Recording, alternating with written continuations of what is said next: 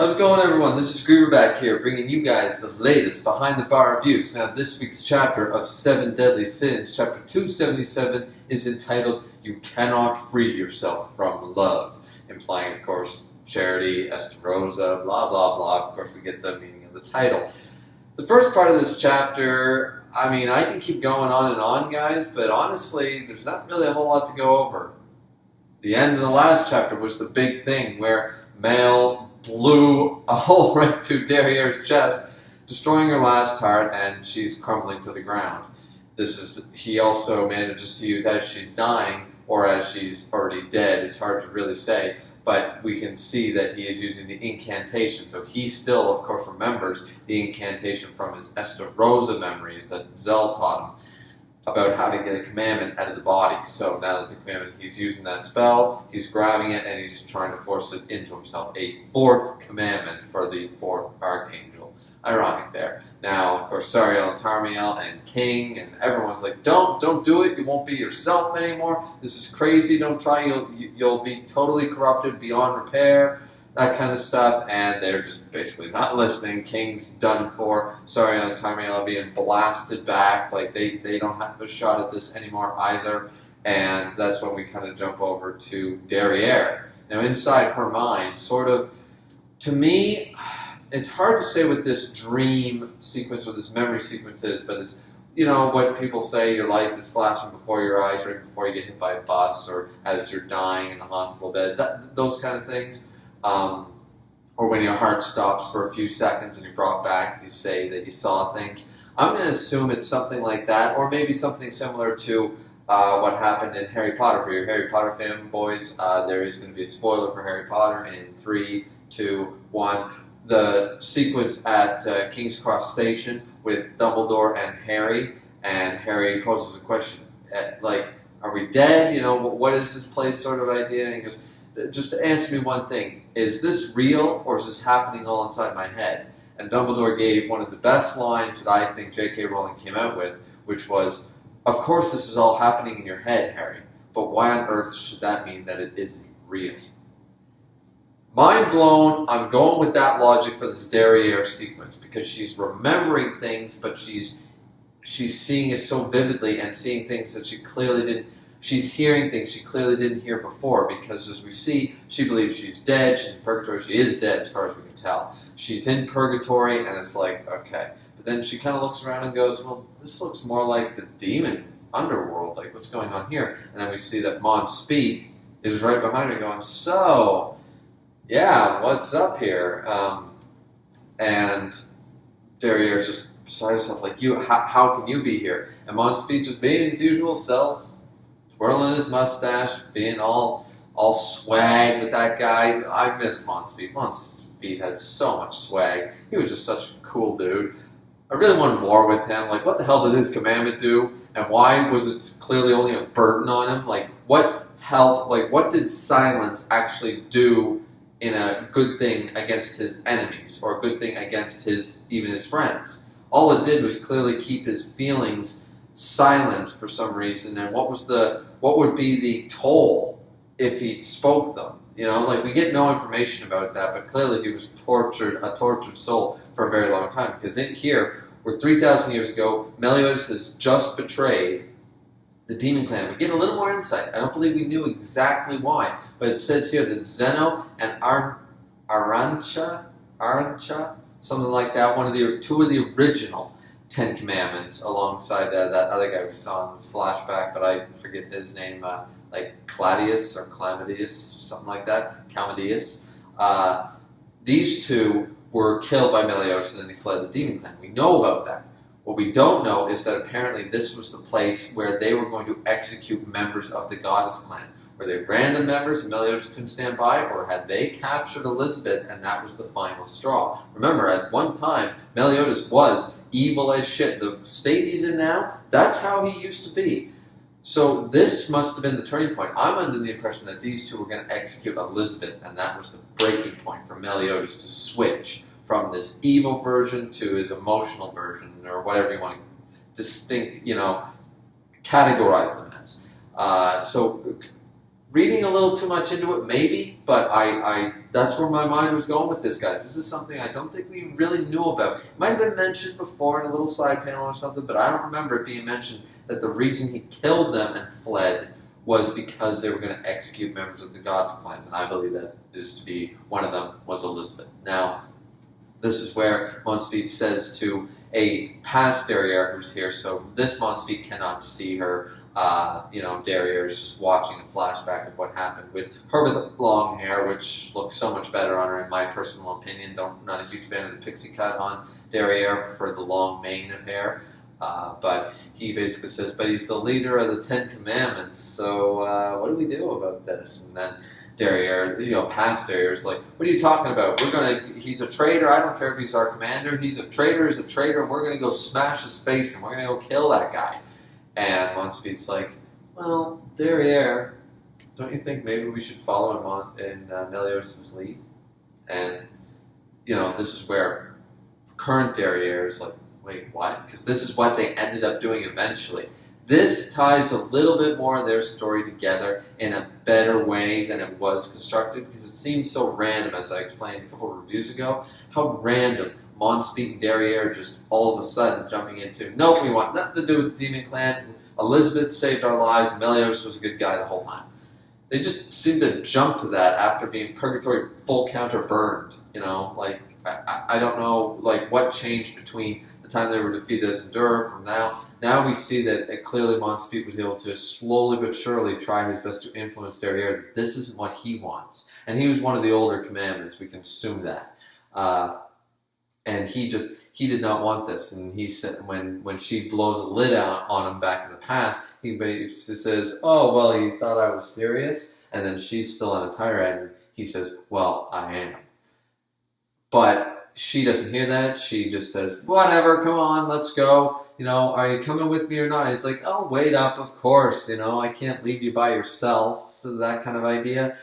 But current Derriere, the one seeing this memory, has now heard what she didn't hear in her rage before. She had her blinders on with hate and rage, and she didn't hear what Monspeed was truly requesting. And then we see Monspeed saying, I can't leave you by yourself, I'll always follow you, sort of idea. And then she starts to come full circle with her character. So good chunk of character development for a character who just died. That's wonderful. We're getting character development just so we can kill her off. Aces. We got a pair of aces in this poker game now, boys and girls. I'm glad we got this information. I like this scene.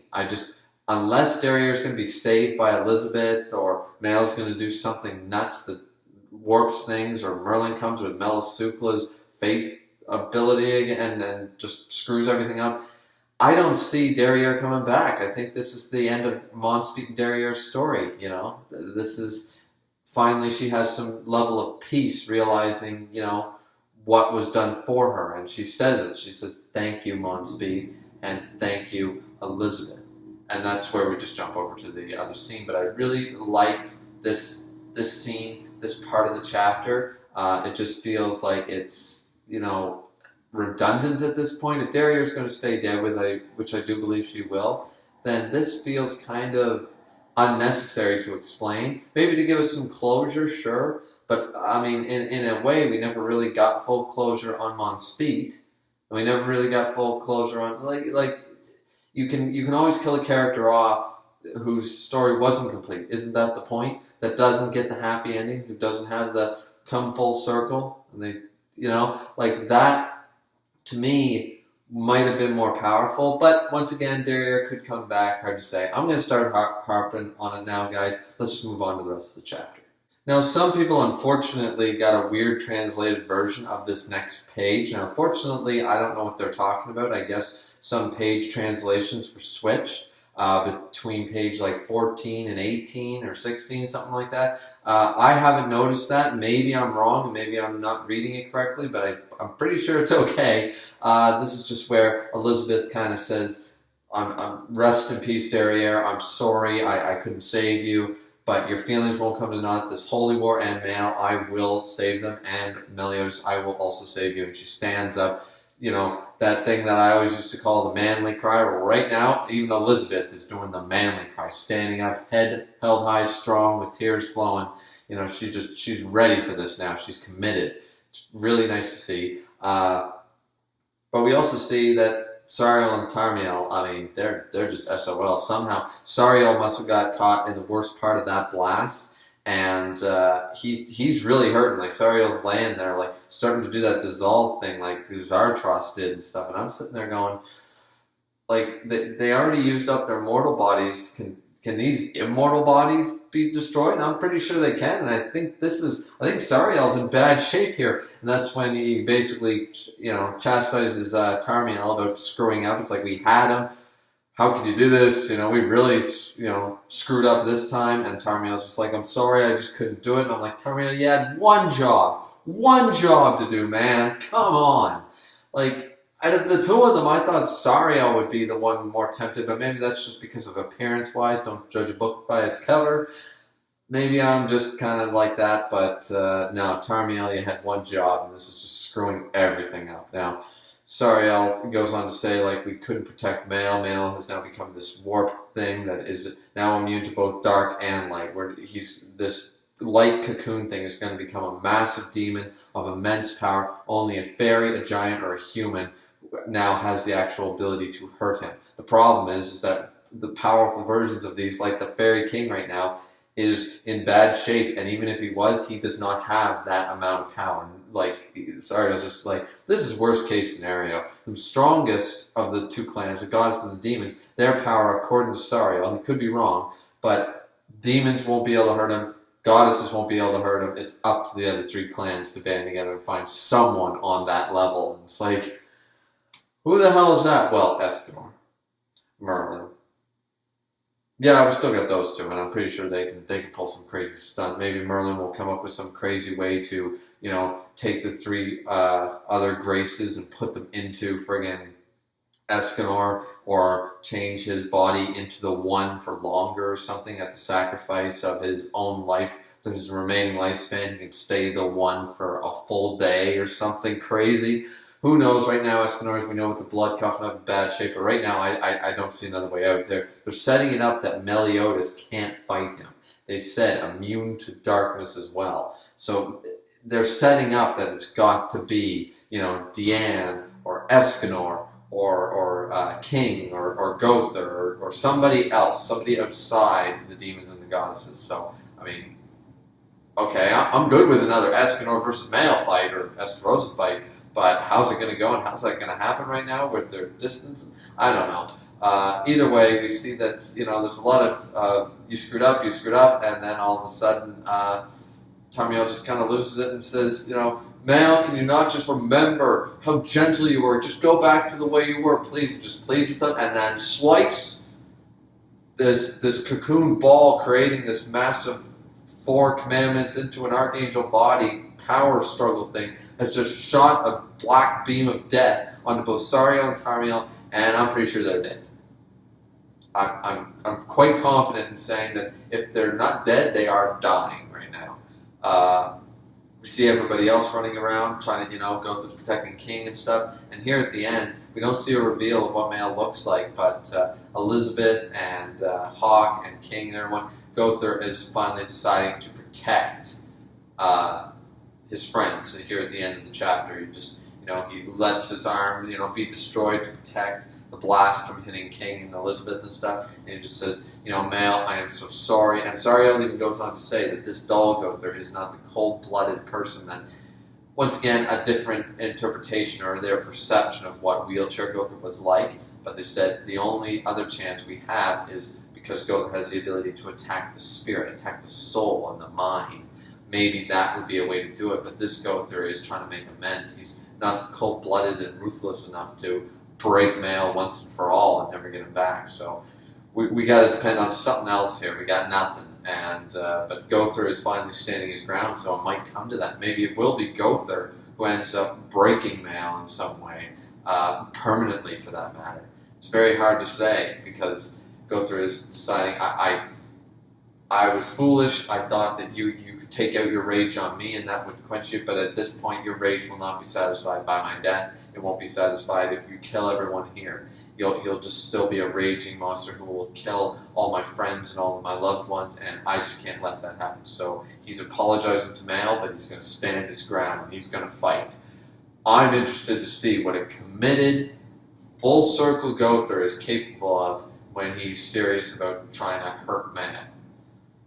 This should be quite an interesting next chapter. I don't know where this is going. I really don't. But thankfully I am excited. Darrier's death kind of sucked because I was starting to like her a little bit. And Sargon Tamriel was just bitch slapped. It's like, okay, we saw their graces, we saw their powers. They've run their course, their usefulness as characters. Rudez feels more interesting. These two are basically just going to be in the way on the power struggle. So get rid of them. And what else? I don't know. It seems like they're trying to even up the scale between 4 commandments with Mal and 4 commandments with Meliodas. So I believe there's still a couple other ones that are still out there. Hard to say. But either way, I think they're trying to even up a battle between Meliodas and Mal. But as I said, I think this line about being immune to darkness signifies that it's got to be King, Diane, Gother, Escanor, Merlin. It's got to be somebody else. Bon and Emotions Meliodas and friggin' Wild just jump out of Hawk's eyes. They figure out a way. They jump out of Hawk's eyes. They make a deal with the Demon King that we don't see, but they jump out next chapter just as Mal's going to deliver the killing blow. They jump out and they're like, yeah. So how's that going to work when the true body of Meliodas is still in this world? Can Emotions One leave and be a separate entity?